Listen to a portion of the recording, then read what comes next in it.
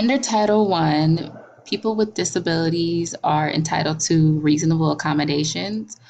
Reasonable accommodations are any change in the work environment or in the way that work is customarily performed that enables an individual with a disability to enjoy equal employment opportunities.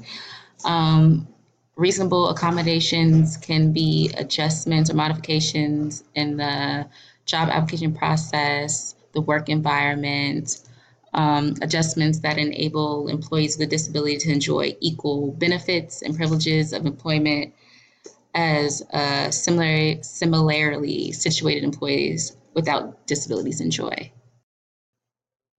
What are some of the most common types of accommodations uh, for individuals with disabilities? So you might have already seen some of the most common ones on Trinity's campus when we did the campus walk.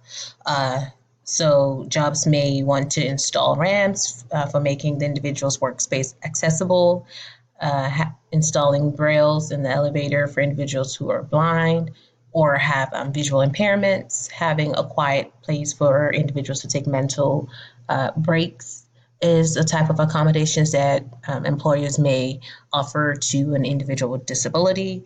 Um, Individuals also may take time off for seeking treatment. So let's say the person has dialysis, like, midday. So the person might leave, go to dialysis, and come back. That's a type of accommodation for an individual with a disability.